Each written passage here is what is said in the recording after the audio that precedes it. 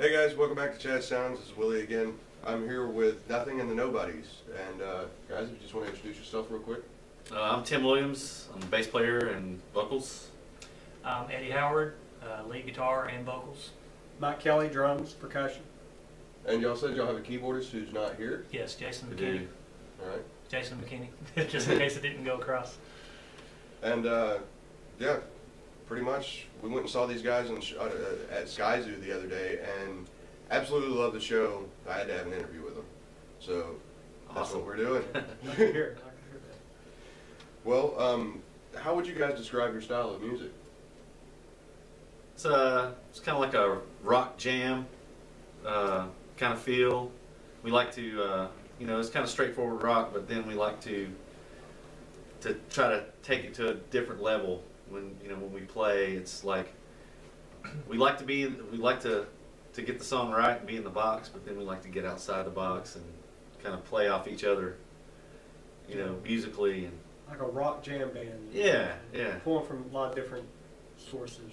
Well, it's deeply rooted in classic rock, and most everybody that knows anything about classic rock knows that all those bands were heavily into blues and improvisation. So that's basically what we try to go for ourselves. I mean, all those bands, Hendrix, Zeppelin, Deep Purple, Allman Brothers, Santana, they all would record a 3 or 4 minute studio song and stretch it 15-20 minutes live, so that's kind of where we're going, or what we're trying to get, where we're trying to go. Well, I think you guys are doing a pretty good job of it because, like I said, I saw your show and I love your sound. So. Awesome. Well, what made you guys decide to play this style of music? Just trying to be like our heroes. Just trying to be, just trying to keep that going on, so it's almost kind of like almost like a role playing fantasy kind of thing. You're fulfilling a little fantasy. Yeah. Like some of the songs we play, I imagine I might be Jimmy Page on one song or Eric Clapton on another one, so it's kind of fun to do that. And so that really explains kind of why we chose that style, is because there's so much we can do with it. Yeah, I try to pretend I'm John Paul Jones or Les Claypool. Les Claypool. I was going to say, you sing and play bass, that's just like Les Claypool. Yeah, he's one of my major #1 guys. So. Right, and I play bass too, as I was telling you earlier, so Les Claypool to me is just amazing music. Yeah, me too. Blows me away. I've seen him like 15 times live. Wish I could. I haven't seen him live yet. Well, it's unreal. You've talked to him before too, haven't you? Yeah, a couple times actually.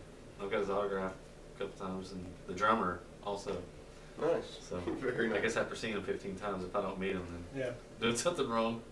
Right. Well, do you guys have any song you're particularly proud of? All of them. I mean, it was fun. We're totally proud of the album that we put out.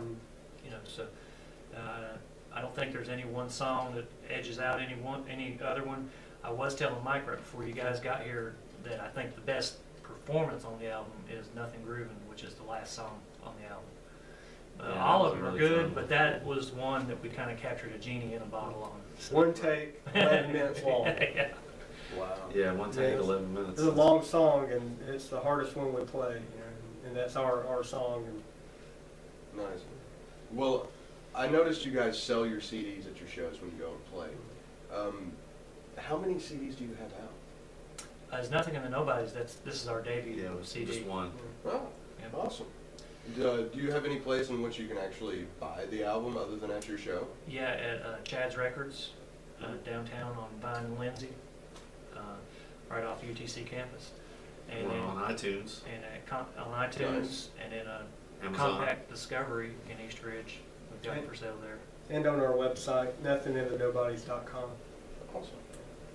And CD Baby. CD Baby. And iTunes. So a lot of those are all the digital sites, but the brick and mortar places are Chad's Records and Compact Discovery.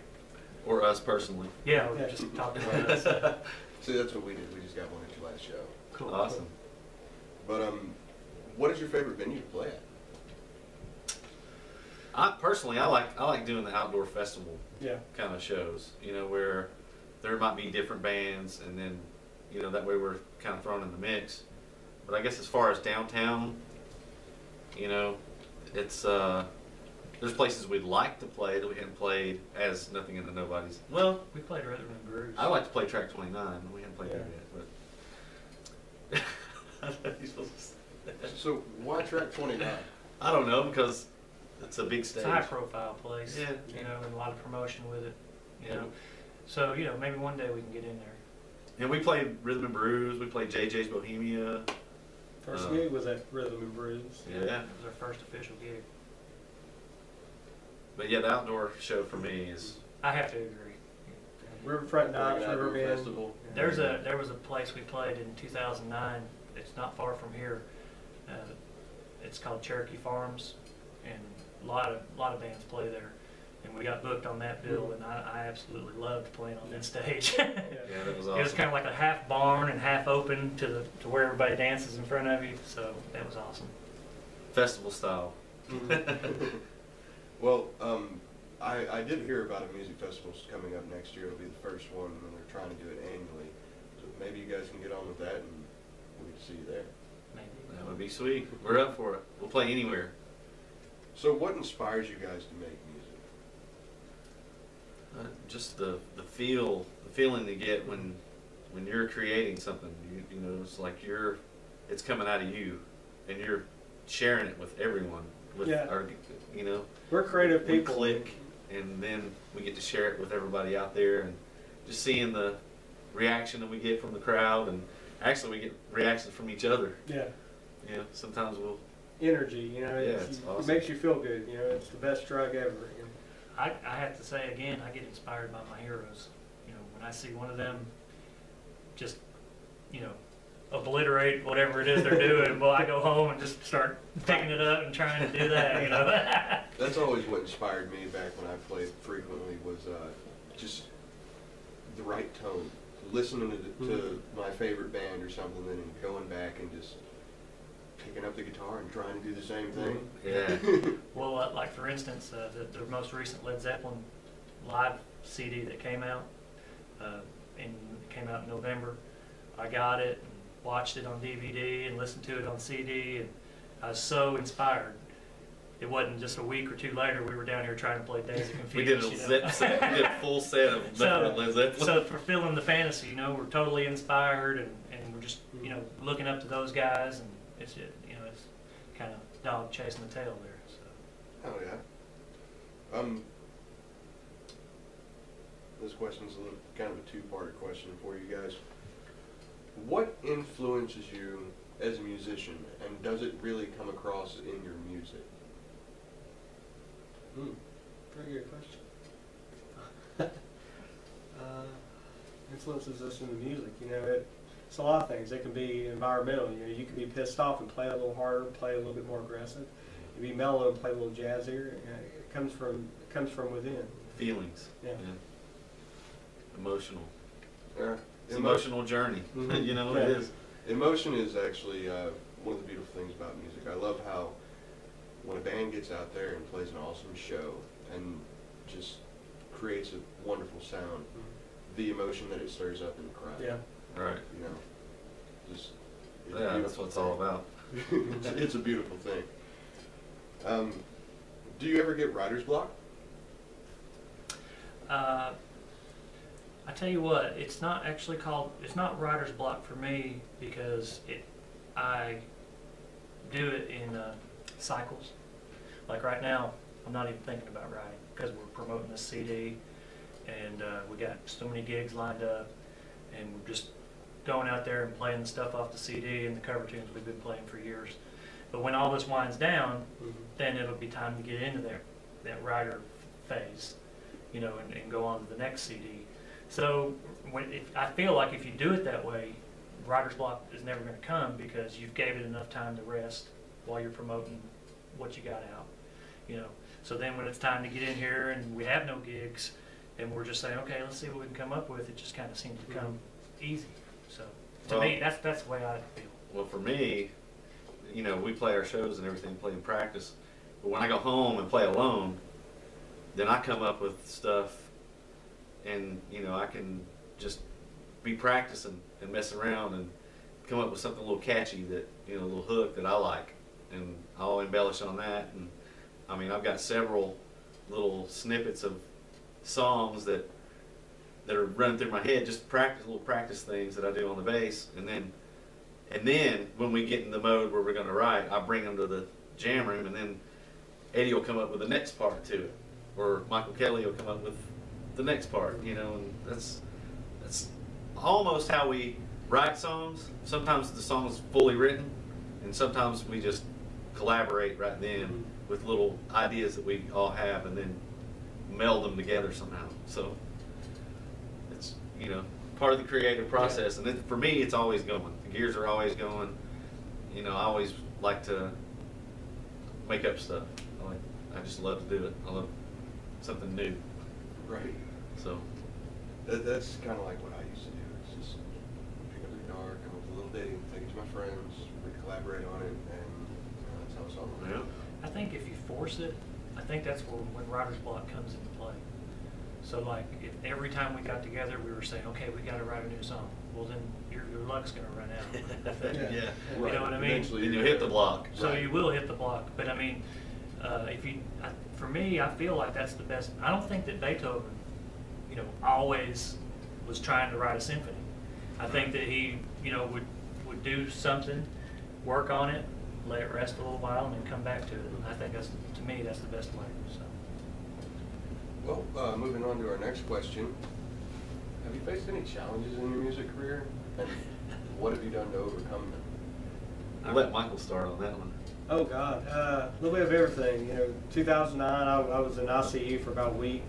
That was no fun. And then 2012, I had a heart attack and stroke, and thankfully they got to me in time and got me back. And you know, how do you come back from that? You know, these guys are my friends. You know, visit me in the hospital, and you know, then playing, you know, jamming, playing. You know, that's right there. That's something you want to do. You know, 9-to-5 job's boring. You can come down here and recover that way. You know, it's just building yourself back up, like running or working out. Yeah, and then I had a little mistake. I kind of fell through a window and severed 7 tendons in my hand and my right hand. So they kind of hampered us for about 2 months, 3 months. And I still can't feel these 2 fingers, but I can still play. Yeah. I've recently had knee surgery. And all these are physical challenges, but somehow or another, you know, the music is kind of what, you know, is keeping us going and saying, oh, I got to get better, you know. Yeah. So, We will overcome. Yeah. So some of your biggest challenges in your music career have been physical challenges that have Right. happened to you that you had to endure, and your music is what's helped you Yeah. get past it, come over Right. it, because we and want to get back, move on. we want to get back to here Right. and Right. everything going like it's been. So Right. in your mind, you know, this is temporary. Right. I'm going to be back there soon. So. Right. Yeah. And that just goes to show you guys, anything can be overcome if you got enough willpower behind it. Just do it. Well, any hopes and dreams for your music career? I'd like to get out of Chattanooga. Yeah. You know, play in Atlanta and Knoxville and Birmingham and Nashville. You know, maybe even North Florida, some things. You know, I know there's a lot of festivals that happen in North Florida. So Yeah, get our music out there. Yeah. If you know, Well, us that's my- playing or our CDs out. that's my hope and dream, is that, you know, when people see in the paper or the flyer somewhere that Nobodies is playing, the place is packed out. Mhm. Right. So, Yeah. I mean, you know, I don't really. I enjoy playing for a new crowd too. You know, people that haven't heard us before, and then they hear, you know, something new they haven't heard before. I think a lot of young musicians, their hopes and dreams is to be a star, and I don't really feel like that's what we're doing. I feel like what we're doing is, once again, trying to follow in the footsteps of our heroes, you know. And you know, some of them were huge stars. You know, the Beatles. How can you get any bigger?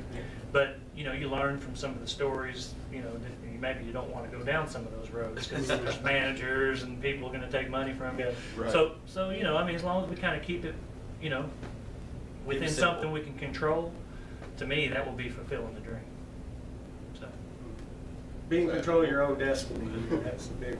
Yeah, making music, getting it heard, and having fun. I'm not too keen on signing a major record label deal either, because then we can't do what we did on the CD that that you got. Full. You know what I mean? Because someone's Yeah, going to be full saying, control. well, maybe this song shouldn't be 11 minutes. Maybe it should be 4. Yeah. Right. You know, I don't even want to go down that road with somebody. I just want to do what we feel is right.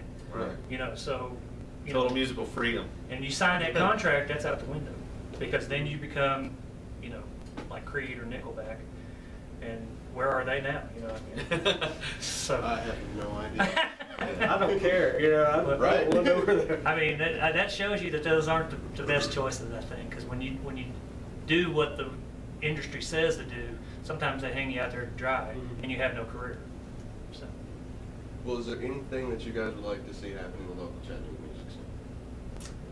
More access to places to play, more access to venues. Exactly. I'd like to see more outside of the local bands and like us being a band and places to play. I'd like to see more acts coming through town that people want to see. You know, And taking, you know, like us bringing a band in and them taking us with them. Mhm. You know, kind of a musical, you know, I don't know, what do you call it? A co-op where everybody's kind of, Mhm. you know, you come play in my town and then, hey, we'll come play in your town. Right. That kind of well, thing. that happens to a degree, but it could be more. I Yeah. think. Yeah, more venues could open up to local. But if more Talent. bigger Yeah. bands come to Chattanooga, you know, it could open up. Like what if Primus played in Chattanooga? You know what I mean? I wouldn't either. And you know, and so if Primus is playing the bigger venues, you know, like say Primus came to Chat 29, well, some of the smaller venues might loosen up and get a little hipper and be like, Mhm. okay, well, we can, you know, okay, they kind of sound like this or that, and we're cool with that. So that's what I'd like to see happen, is more bigger bands come through town. Honestly, I'd like to see some more bigger bands come through town and play at Smaller places. more venues. Yeah. More than just like one venue. Exactly. Yeah. Because really, there are only 1 or 2 venues in town that the big bands come to. And that's, the major one is Track 29. Mhm. But I would love to see somebody like Primus come in and play somewhere like, Memorial Auditorium. or I was going to say the Tivoli. Electric Cowboy, just to, you know, Oh, play yeah. a small There you go. venue, Yeah. just to kind of, you know, Break it up, right. change things up a little bit and remember their roots. Mhm. Yeah. But what's y'all's favorite song to play? Oh, geez. Cover or original? Original. I guess I like, I like Nothing Grooving. I'm gonna stick to that one. I like Side Burning. I mean, we've played that. I mean, we wrote that back even way back in '93, and the crowd seems to like it. And you know, it's a high energy song. I like In the Air Yeah, a lot, and Nothing Grooving. I don't know, I like them all. I think they're all fun. Nothing I have fun Grooving playing is them all. hard. It's a difficult song to play. So, Yeah, it is. yeah. So I've had to even change the way I Yeah. play it because of my injury, but I think it sounds better now the way I play it. So, Well, how long do you guys practice before you play a live show? We try to get about 2 or 3 practices in, at least. Mhm. If we've got more time, you know, if it's the only one gig and it's a month out, we'll probably get about 4 or 5 in. yeah, at least 2 times a week, Mhm. or 2 times 1 week, and then 1 time the next week Like we're doing this time. Yeah. when I have my child. So. And awesome. Well, we're at our last question actually. What venues do you frequently play at if someone were interested in coming to see you? We have the Honest Pint coming up. Was it February 1st? No, Honest Pine is the 30th. July 30th, yeah. July When- 30th. January. January 30th, we I'm have out. Honest Pint. January 30th at the Honest Pint, yes. And then we're open for any other venue. We actually got a lot of stuff coming up. We're going to be at the Acoustic Cafe in March. We're playing at Rockamaga in Rock Springs in May. And we're at Riverbend in June. Yeah. 111? 111's next Friday. Yeah. But as far as where we'd like for people to come see us play at, if we can ever get booked back at Rhythm and Brews, that would be the place to be like, hey, everybody, you know, come on Pack out. it out, You know, yeah. come on out. Right. So that kind of answers the question a little bit better, I think. Yeah, that's a good centrally located place. There you go. But we, you know, he mentioned 93 just a minute ago. We've been in a band before, lead singer, and he went his own way. And then Tim and I stayed together in a band called Mo Savvy. And that was throughout the late 90s and early 2000s. And then that band broke up, and then now here we are with Nobodies. So I just wanted to get that little history out there. Hey, that's why we come and do this stuff, man. We want the bands to get to know you guys better. So that way when they come see your show, they connect with you better and they enjoy the show better. Right on. It's cool. You know, it's all about knowing who you see on stage Right. for us. Yeah. Because that's really when you feel the music the best. Yeah, and so, you know, some of the bands that are around town, we already know them from playing Yeah. shows Been through the way trenches in the with all past. that. Grew Yeah. up with them. And like Marlowe Drive, he Right. brought them a Chip. I went to high school with Chip, Oh, wow. and I drew his tattoo on his arm. I drew that. E.T. At ET, and you know he plays with Unsatisfied. He plays acoustic shows. Yeah, Grew up with those guys. We actually have an interview with the Unsatisfied also. Yeah, so we know those guys. We're good friends with them. They know us. Nice. I actually know Nice Eric sideshow. through the same person Eric's who good. connects me to Molly McGuire's. Awesome. So, Yeah. We're we friends with Mighty Sideshow. Have been for Yeah. 15 years. Yeah, I went on the road with those guys. very nice. Drove their with the tour Joneses. vans. We know Malay TJ, Roots. Malay Roots. We've played shows with them. Very nice. Yeah. So we've been in the trenches with some of these people for a long time, like long time, 20 years. Nice. So That's one thing I have noticed by doing these interviews and everything is, you know, the bands that have been around and been playing for 10, 15, 20 years always feel more comfortable with what they're talking about when we have these interviews. They're just more laid back, more chill, and they've got more in-depth answers, and that's just one thing I really love about doing this. Cool. Well, you guys are doing an awesome job. Well, thank you very much. yeah, I like the site. I checked it out. Yeah, So- it's great. We appreciate that. And hopefully we can keep things going for a while. So, Awesome. but that's pretty much it. Is there anything you guys would like to say to the viewers out there, or anyone you'd like to thank? Just like to thank all our fans and family and friends, and we're not planning on stopping anytime soon. So come see us at a show sometime. Like us on Yeah, Facebook. Yeah, like us on Facebook. Friend us on Twitter. We're out there. Check out our website. Buy our CD. Support local music. Yeah. Support local music sites. Yeah. Go out and see shows. Well, guys, thanks for checking us out again. This has been Willie with Chattsounds and Nothing in the Nobodies. So come check us out next time. Later, guys. Peace.